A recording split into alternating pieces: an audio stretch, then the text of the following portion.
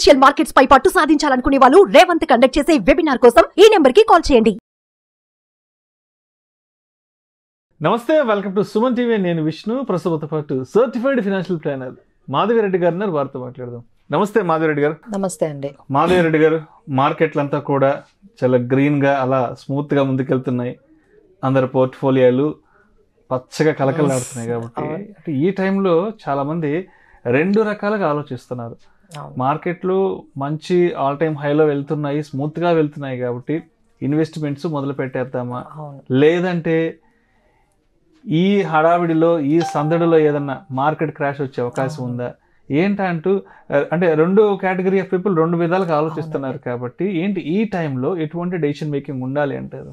So చాలా మంది correction కోసం వెయిట్ చేస్తున్నారండి. మార్కెట్స్ కంటిన్యూస్గా మనం 18,000 నుంచి చూసుకున్నట్లయితే కంటిన్యూస్గా 24,000 వరకు మార్కెట్ పెరుగుతూనే ఉంది. సో ఇక్కడ కరెక్షన్ వస్తుంది, డెఫినెట్గా ఇక్కడ కరెక్షన్ వస్తుంది అని అయితే ఎదురు చూస్తూ ఉన్నారండి. సో వాళ్ళందరికీ తర్వాత లేదు మార్కెట్ ఇక్కడ నుంచి ఇంకా అసలు సెన్సెక్స్ 1 lakh కూడా అయిపోతుంది త్వరలో అనే వాళ్ళు కూడా ఉన్నారు. మీరు అన్నట్టుగా రెండు వైపులా మనకి కనిపిస్తుందండి. సో ఎలా ఉండాలి మన స్ట్రాటజీ ఎప్పుడైతే మార్కెట్స్ ఇంత హై పీక్ లో ఉండేటప్పుడు? ఫస్ట్ థింగ్ ఏంటంటే మార్కెట్స్ ని టైమింగ్ చేయడం అసలు పద్ధతి కాదు. సో మార్కెట్ ని టైమింగ్ అనేది చెయ్యకూడదండి. ఇలా మీరు టైమింగ్ చేశారంటే, టైమింగ్ చూస్తూ వెయిట్ చేస్తూ మీరు కానీ ఇన్వెస్ట్ చేయకుండా ఉన్నారంటే మీరు బెస్ట్ డేస్ ని మిస్ అయిపోతారు. So you will miss the best days of investment. ఎందుకంటే మార్కెట్ ఎప్పుడు పెరుగుతుందో మీకు తెలియదు. సో మనం కంటిన్యూస్ గా డిసిప్లైన్డ్ గా ఇన్వెస్ట్ చేసుకుంటూ వెళ్ళడమే. ఎవ్రీ స్టేజ్ లో స్టార్ట్ చేయాల్సిందే. లాంగ్ టర్మ్ వ్యూ తో వెళ్తే మనకు అంత ఇబ్బంది ఏమీ ఉండదండి. ఎందుకంటే ఇప్పుడు మనకున్న మన సిచ్యువేషన్ లో ఎవరైతే కరెక్షన్ గురించి భయపడుతున్నారో మన జీడిపి 7% జీడిపి మనకు ఉంది, అలానే 15% CAGR మనకి కనిపిస్తుంది నిఫ్టీ, అలానే రీటైల్ పార్టిసిపేషన్ చాలా పెరిగింది. సో ఎక్కడైనా ఒకవేళ మార్కెట్ కానీ కరెక్షన్ వస్తే ఇమీడియట్ గా పార్టిసిపేషన్ అయితే మనకి కనిపిస్తుంది, సపోర్ట్ అనేది కనిపిస్తుంది. సో మీరు మేబీ గ్లోబల్ నుంచి వచ్చిన ఫియర్స్ తో కొంచెం కరెక్ట్ అయినా, బట్ డోంట్ వరీ అండి, దట్ విల్ డెఫినెట్లీ రికవర్ కూడా అయ్యే అవకాశాలు మనం చాలా సార్లు చూసాము. సో ఎవరు కూడా మార్కెట్ కరెక్షన్ గురించి వెయిట్ చేసి ఇన్వెస్ట్మెంట్ చేయకుండా అయితే ఉండకండి. Be there in the market for the next 5-7 years. ఇండియాలో మనం ఈక్విటీ మార్కెట్స్ లో కంపల్సరీ ఇన్వెస్ట్ చేస్తూ ఉండాలండి. బట్ ఏంటంటే ఎక్కడ చేయాలి, ఎలా చేయాలి, ఈక్విటీలో పార్టిసిపేషన్ అనేది చాలా వరకు మనకి ఏంటంటే మన ఎమోషన్సే మనకి ఎనిమి లాగా తయారయ్యాయి. సో చాలా మంది చాలా మిస్టేక్స్ అనేవి జరిగిపోతూ ఉన్నాయి. అంటే లైక్ ఫ్రిన్జీ, అంటే మొన్న ఈ రోజు కూడా మనకి ఒకటి వచ్చిందండి, DB స్టాక్ బ్రోకర్ అనే ఒకటి క్లోజ్ అయింది. 7,000 crores అండి స్కామ్. వాళ్ళు ఇచ్చిన ఇదేంటంటే 130% రిటర్న్స్, గ్యారంటీడ్ రిటర్న్స్. అంటే ఇలాంటి గ్యారంటీడ్ రిటర్న్స్ ఆఫర్స్ తో వచ్చిన వాటిలోకి వెళ్ళిపోయి వెంటనే మనీ అనేది చాలా మంది పోగొట్టుకుంటున్నారండి. సో అది ఒక్కటి మనం ఇలాంటి బుల్ మార్కెట్ లో ఉండేటప్పుడు ఇలాంటి స్కీమ్స్ చాలా వస్తూ ఉంటాయి. But you keep that in mind. CAGR ఒక 15 to 18% మీరు కానీ ఎక్స్పెక్టేషన్స్ తో కానీ గ్రీడీ లేకుండా వెళ్తే, సిస్టమాటిక్ గా డిసిప్లిన్డ్ గా వెళ్ళినట్లయితే definitely you can create good wealth అండి. సో నెక్స్ట్ ఎలాంటి వాటిల్లో ఉండాలి అంటే అసెట్ అలొకేషన్ చాలా ఇంపార్టెంట్ అండి. అసెట్ అలొకేషన్ అంటే ఇప్పుడు అందరూ కూడా ఈక్విటీలో 80%, 90% అట్లా లేకుండా 30% డెట్ లో కూడా ఉండాలి. ఎందుకంటే ఇప్పుడు డెట్ కూడా మంచి returns ఇస్తున్నాయండి.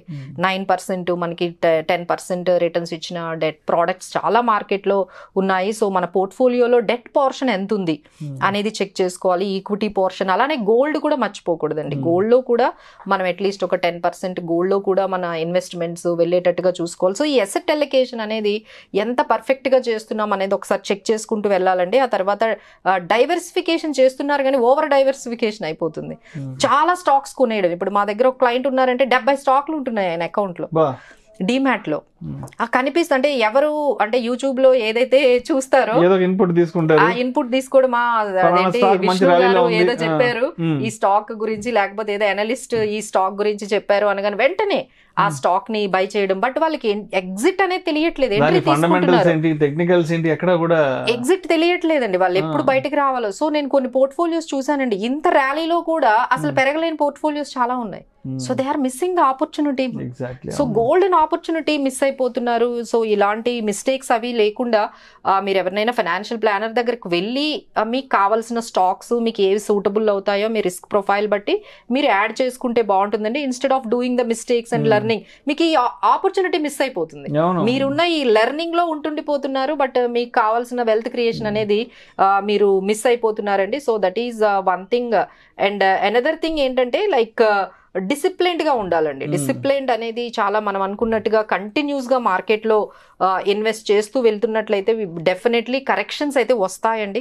So no doubt about it. మనం చూసాము, మనం 2008 and 9 లో 60% ఫాల్ అయితే 2010 and 11 లో 27% మార్కెట్ ఫాల్ అయిందండి. తర్వాత 15-16 లో 22% మార్కెట్స్ ఫాల్ అయితే మనం రీసెంట్ గా 2020లో 38% ఫాల్ చూసాం. సో మార్కెట్స్ లో ఈ కరెక్షన్స్ అనేవి quite common. So you should not get fear of this corrections. Volatility correction అనేది part and parcel of these markets అండి. Take it as an opportunity. Next 7-8 years వరకు every correction as an ఆపర్చునిటీగా తీసుకొని మీరు మార్కెట్లోకి రావాలి. But ఏ stocks ఏ సెక్టార్స్ అనేది మీరు కన్ఫ్యూజ్ అవుతూ ఉంటే definitely take the help of people who are experts in this matter. But stay invested in to the equity markets. Thank you so much Madhavi గారు.